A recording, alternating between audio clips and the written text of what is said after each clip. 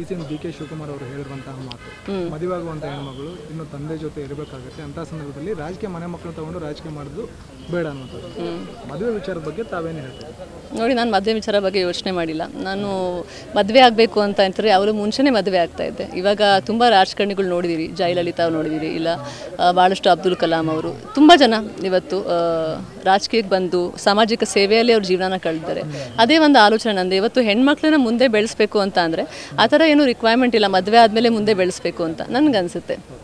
ಸಂದೇಶ ಕೊಡ್ತಾ ಇರೋದೇನಂತಂದರೆ ನೀವು ಯಾವುದೇ ಕಾರಣಕ್ಕೂ ಈ ಒಂದು ಜನರ ಸೇವೆಗಾಗಿ ಮದುವೆ ಅನ್ನುವಂಥ ವಿಚಾರನ ತೆಗೆದು ಹಾಕಿದಿರಿ ಅಂತ. ನಾನು ಮದುವೆ ಮಾಡ್ಕೋಬೇಕು ಅಂತ ಇದ್ರೆ ಮುಂಚೆನೇ ಮದುವೆ ಆಗ್ತಾ ಇದ್ದೆ, ಅದೊಂದು ಪಾಯಿಂಟು. ಇನ್ನೊಂದು, ಮುಂದೆ ಬರಬೇಕು ಅಂತ ಅಂದರೆ ಅದು ಮದುವೆ ಆಗೇ ಮುಂದೆ ಬರಬೇಕು ಅಂತ ಆ ಥರ ಏನೂ ನನಗನ್ಸುತ್ತೆ. ನಮ್ಮ ಜನ್ರೇಷನ್ ಆ ಥರ ಆಲೋಚನೆ ಇಲ್ಲ. ಹಂಗಂದರೆ ನಾವು ಹೆಣ್ಮಕ್ಳನ್ನ ಬೆಳೆಸೋದೇ ಇಲ್ವ ಅವ್ರು ಮದುವೆ ಆಗೋವರೆಗೂ, ಅವ್ರು ಮದುವೆ ಆದಮೇಲೆ ಬೆಳೆಸ್ತೀವ. ಸೊ ಆ ಥರ ಒಂದು ನನಗನ್ಸುತ್ತೆ. ಹಾಗೆ ನಾವೆಲ್ಲ ಯೋಚನೆ ಮಾಡ್ತೀವಿ ಇವತ್ತು. ಯಾಕೆಂದರೆ ನಾವು ಹೆಣ್ಮಕ್ಳು ಯಾವತ್ತೂ ಅವ್ರಿಗೇನು ಇಚ್ಛೆ ಇರುತ್ತೋ, ಅವರಲ್ಲಿ ಅವ್ರಿಗೇನು ಆಸಕ್ತಿ ಇರುತ್ತೋ, ಅವನ್ನ ದೃಢ ನಿರ್ಧಾರ ಇರುತ್ತೋ ಅಲ್ಲಿ ಬೆಳೆಸಬೇಕು ಅಂತ. ಇಲ್ಲಾಂದರೆ ನಾವು ಬರೀ ವುಮೆನ್ ಎಂಪವರ್ಮೆಂಟು ಇಲ್ಲ ಮಹಿಳೆಯರನ್ನ ಮುಂದೆ ತರಬೇಕು. ನಿಮ್ಮ ಉಬ್ಬಿದ ರಕ್ತನಾಳಗಳ ಸಮಸ್ಯೆಗೆ ಎವಿಸ್ ಆಸ್ಪತ್ರೆಯಲ್ಲಿ ಕೇವಲ 30 ನಿಮಿಷದ ಲೇಸರ್ ಚಿಕಿತ್ಸೆಯೊಂದಿಗೆ ಮುಕ್ತಿ ಹೊಂದಬಹುದು. ಹೆಚ್ಚಿನ ವಿವರಗಳಿಗಾಗಿ ಸಂಪರ್ಕಿಸಿ 8088837300. ಅಂತ ಏನಕ್ಕೆ ಮಾತಾಡ್ತೀವಿ ಮತ್ತೆ? ಯಾಕಂದರೆ ಎಲ್ಲದಕ್ಕೂ ಒಂದು ಕಾರಣ ಇದ್ದೇ ಇರುತ್ತೆ. ಅದಾದಮೇಲೆ ಅವರು ಮದುವೆನೇ ಆಗಬೇಕು, ಇಲ್ಲ ಇನ್ನೊಂದೇನಾರು ಆಗಬೇಕು, ಇಲ್ಲ ಒಂದು ವಯಸ್ಸಿಗೆ ಬರಬೇಕು. ನನಗನ್ಸುತ್ತೆ ನನಗೆಲ್ಲ ಒಂದು ಅನುಭವಗಳು ಇದೆ.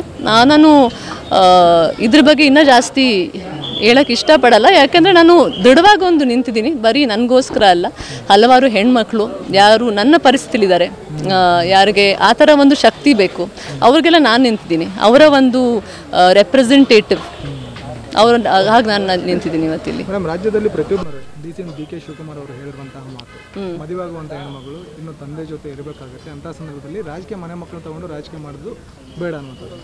ಮದುವೆ ವಿಚಾರದ ಬಗ್ಗೆ ತಾವೇನು ಹೇಳ್ತಾರೆ? ನೋಡಿ, ನಾನು ಮದುವೆ ವಿಚಾರ ಬಗ್ಗೆ ಯೋಚನೆ ಮಾಡಿಲ್ಲ. ನಾನು ಮದುವೆ ಆಗಬೇಕು ಅಂತ ಅಂತಾರೆ ಅವರು ಮುಂಚೆನೇ ಮದುವೆ ಆಗ್ತಾ ಇದ್ದೆ. ಇವಾಗ ತುಂಬ ರಾಜಕಾರಣಿಗಳು ನೋಡಿದಿರಿ, ಜಯಲಲಿತಾ ನೋಡಿದಿರಿ, ಇಲ್ಲ ಭಾಳಷ್ಟು ಅಬ್ದುಲ್ ಕಲಾಂ ಅವರು, ತುಂಬ ಜನ ಇವತ್ತು ರಾಜಕೀಯಕ್ಕೆ ಬಂದು ಸಾಮಾಜಿಕ ಸೇವೆಯಲ್ಲಿ ಅವ್ರ ಜೀವನ ಕಳೆದಿದ್ದಾರೆ. ಅದೇ ಒಂದು ಆಲೋಚನೆ ನಂದು. ಇವತ್ತು ಹೆಣ್ಮಕ್ಳನ್ನ ಮುಂದೆ ಬೆಳೆಸಬೇಕು ಅಂತ ಅಂದರೆ ಆ ಥರ ಏನೂ ರಿಕ್ವೈರ್ಮೆಂಟ್ ಇಲ್ಲ, ಮದುವೆ ಆದಮೇಲೆ ಮುಂದೆ ಬೆಳೆಸಬೇಕು ಅಂತ ನನಗನ್ಸುತ್ತೆ. ಸಂದೇಶ ಕೊಡ್ತಾ ಇರೋದೇನಂತಂದರೆ ನೀವು ಯಾವುದೇ ಕಾರಣಕ್ಕೂ ಈ ಒಂದು ಜನರ ಸೇವೆಗಾಗಿ ಮದುವೆ ಅನ್ನುವಂಥ ವಿಚಾರನ ತೆಗೆದು ಹಾಕಿದಿರಿ ಅಂತ. ನಾನು ಮದುವೆ ಮಾಡ್ಕೋಬೇಕು ಅಂತ ಇದ್ರೆ ಮುಂಚೆನೇ ಮದುವೆ ಆಗ್ತಾ ಇದ್ದೆ, ಅದೊಂದು ಪಾಯಿಂಟು. ಇನ್ನೊಂದು, ಮುಂದೆ ಬರಬೇಕು ಅಂತ ಅಂದರೆ ಅದು ಮದುವೆ ಆಗೇ ಮುಂದೆ ಬರಬೇಕು ಅಂತ ಆ ಥರ ಏನೂ ನನಗನ್ಸುತ್ತೆ. ನಮ್ಮ ಜನ್ರೇಷನ್ ಆ ಥರ ಆಲೋಚನೆ ಇಲ್ಲ. ಹಂಗಂದರೆ ನಾವು ಹೆಣ್ಮಕ್ಳನ್ನ ಬೆಳೆಸೋದೇ ಇಲ್ವ ಅವ್ರು ಮದುವೆ ಆಗೋವರೆಗೂ, ಅವ್ರು ಮದುವೆ ಆದಮೇಲೆ ಬೆಳೆಸ್ತೀವ. ಸೊ ಆ ಥರ ಒಂದು ನನಗನ್ಸುತ್ತೆ. ಹಾಗೆ ನಾವೆಲ್ಲ ಯೋಚನೆ ಮಾಡ್ತೀವಿ ಇವತ್ತು. ಯಾಕೆಂದರೆ ನಾವು ಹೆಣ್ಮಕ್ಳು ಯಾವತ್ತೂ ಅವ್ರಿಗೇನು ಇಚ್ಛೆ ಇರುತ್ತೋ, ಅವರಲ್ಲಿ ಅವ್ರಿಗೇನು ಆಸಕ್ತಿ ಇರುತ್ತೋ, ಅವನ್ನ ದೃಢ ನಿರ್ಧಾರ ಇರುತ್ತೋ ಅಲ್ಲಿ ಬೆಳೆಸಬೇಕು ಅಂತ. ಇಲ್ಲಾಂದರೆ ನಾವು ಬರೀ ವುಮೆನ್ ಎಂಪವರ್ಮೆಂಟು ಇಲ್ಲ ಮಹಿಳೆಯರನ್ನ ಮುಂದೆ ತರಬೇಕು ಅಂತ ಏನಕ್ಕೆ ಮಾತಾಡ್ತೀವಿ ಮತ್ತೆ? ಯಾಕಂದರೆ ಎಲ್ಲದಕ್ಕೂ ಒಂದು ಕಾರಣ ಇದ್ದೇ ಇರುತ್ತೆ. ಅದಾದಮೇಲೆ ಅವರು ಮದುವೆನೇ ಆಗಬೇಕು, ಇಲ್ಲ ಇನ್ನೊಂದೇನಾರು ಆಗಬೇಕು, ಇಲ್ಲ ಒಂದು ವಯಸ್ಸಿಗೆ ಬರಬೇಕು. ನನಗನ್ಸುತ್ತೆ ನನಗೆಲ್ಲ ಒಂದು ಅನುಭವಗಳು ಇದೆ. ನಾನು ಇದ್ರ ಬಗ್ಗೆ ಇನ್ನೂ ಜಾಸ್ತಿ ಹೇಳೋಕ್ಕೆ ಇಷ್ಟಪಡಲ್ಲ. ಯಾಕೆಂದರೆ ನಾನು ದೃಢವಾಗಿ ಒಂದು ನಿಂತಿದ್ದೀನಿ. ಬರೀ ನನಗೋಸ್ಕರ ಅಲ್ಲ, ಹಲವಾರು ಹೆಣ್ಮಕ್ಳು ಯಾರು ನನ್ನ ಪರಿಸ್ಥಿತಿಲಿದ್ದಾರೆ, ಯಾರಿಗೆ ಆ ಥರ ಒಂದು ಶಕ್ತಿ ಬೇಕು, ಅವ್ರಿಗೆಲ್ಲ ನಾನು ನಿಂತಿದ್ದೀನಿ. ಅವರ ಒಂದು ರೆಪ್ರೆಸೆಂಟೇಟಿವ್ ಹಾಗೆ ನಾನು ನಿಂತಿದ್ದೀನಿ ಇವತ್ತಿಲ್ಲಿ. ಮೇಡಮ್, ರಾಜ್ಯದಲ್ಲಿ ಪ್ರತಿಯೊಬ್ಬರು